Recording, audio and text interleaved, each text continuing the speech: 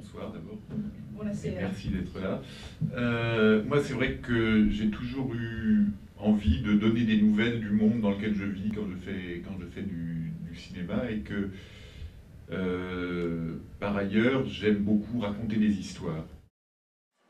Credo che abbiamo l'occasione per parlare con Kanté di tutto il suo cinema, quindi credo che sia un'occasione veramente straordinaria. Se mi permettete, intanto io volevo parlare un attimo anche di L'Emploi du Temps. Ritengo il film straordinario. Quello è veramente un film documentario, se è possibile usare questo termine. Ha costruito pian piano, allargando il campo d'osservazione, tutto ciò che sta attorno a questa persona, a questa famiglia, e quindi veramente una documentazione straordinaria. E anche un altro motivo di straordinarietà, perché mentre Risorse Umane parla di un caso, come dire, esplicito, al contrario invece in L'Emploi du Temps è tutto interno, è tutto non visibile.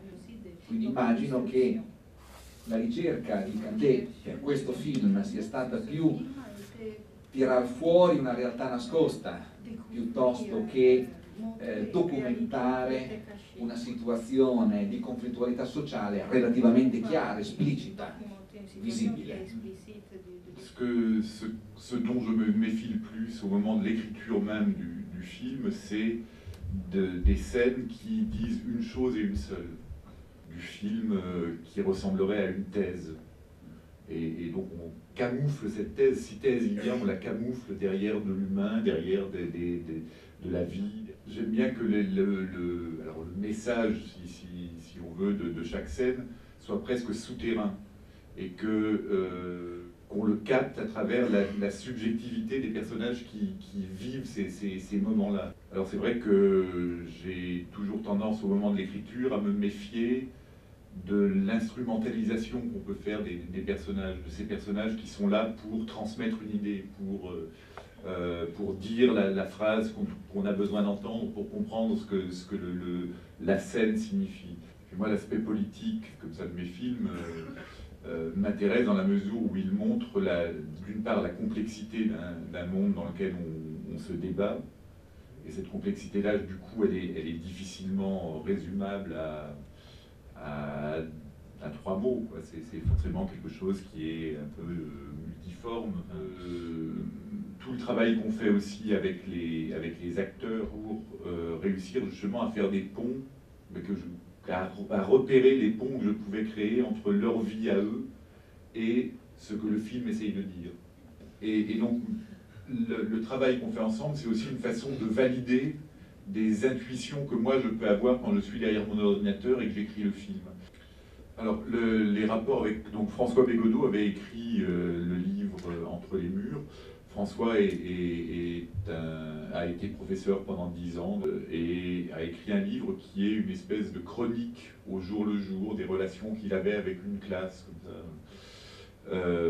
Moi, de mon côté, j'avais commencé, avant de rencontrer François, à écrire un film qui, comme son livre, se déroulait exclusivement entre les murs d'un collège dont je ne voulais pas sortir. Et puis j'ai rencontré François, j'ai lu son livre, et lui, il me donnait le point de vue vraiment d'un acteur de ce monde-là. Et ça me semblait forcément intéressant.